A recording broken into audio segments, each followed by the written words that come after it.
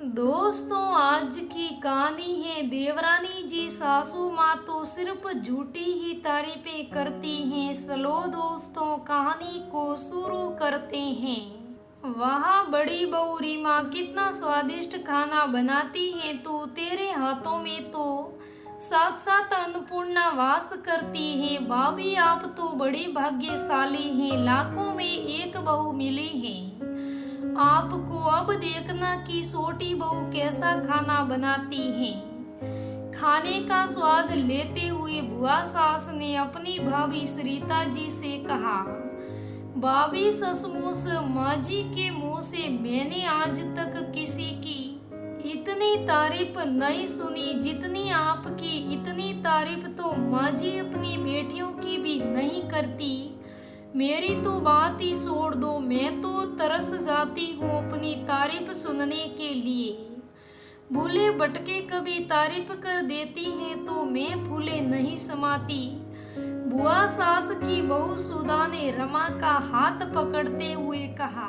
खुशी से बोला, लेकिन इधर रमा भावना सुनी सबकी बातों को बस बेमानी मुस्कान से सुने जा रही थी। तभी रमा की सास ने कहा, जीजी, वो कहावत कहते हैं ना, लोग की दूसरे की बहू बीवी और अपने बच्चा सबको अच्छे और प्यारे लगते हैं। ये सब काम तो सिर्फ घर के मेहमानों के सामने सिर्फ दिखावे के लिए किए जाते हैं। ये तो हमारा दिल ही जानता है कौन कितना और कैसा काम करता है। ये बात सुन रमा मंद मंद मुस्कुराती हुई वहां से चली गई।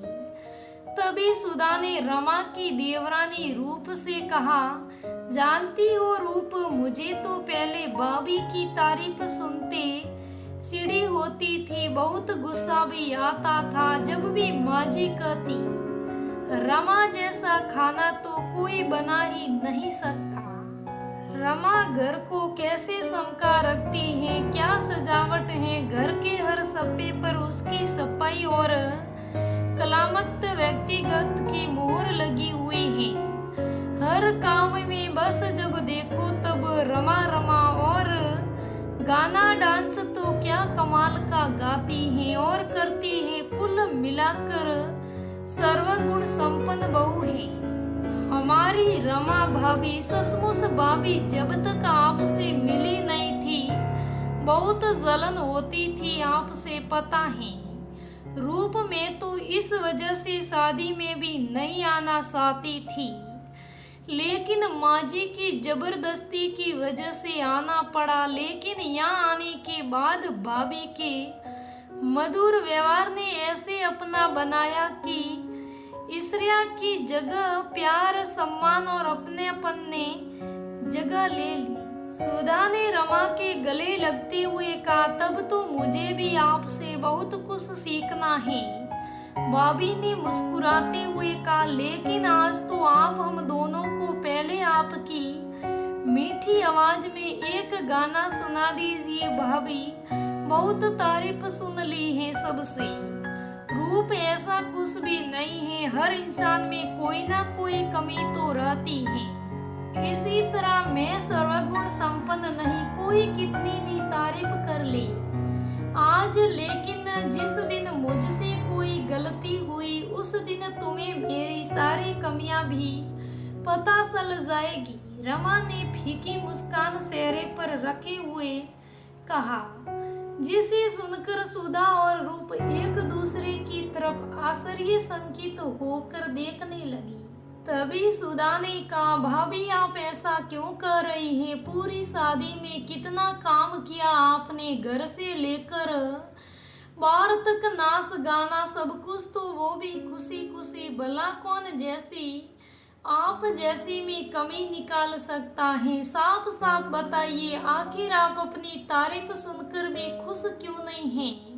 तब रूप ने कहा, हाँ भाभी, अब बताओ आखिर क्या बात है। अपनी तारीफ सुनते हुए हर स्त्री की आंखों में गर्व और चेहरे पर चमक होती है, लेकिन आपकी आंखों में गर्व की जगह दर्द उमड़ जाता है।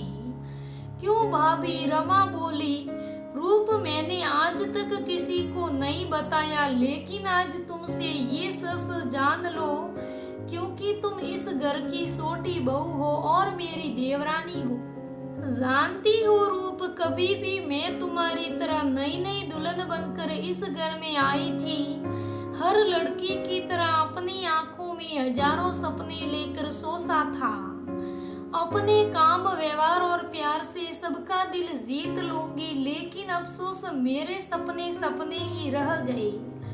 मेरे गुणों की प्रशंसा अड़ोस पड़ोस और नाते रिश्तेदार सभी करते, लेकिन आज तक मैंने सास ससुर ननंद देवर और यहाँ तक कि मेरे पति को भी कभी मुझसे कोई गुण या अच्छाई नजर नहीं आई।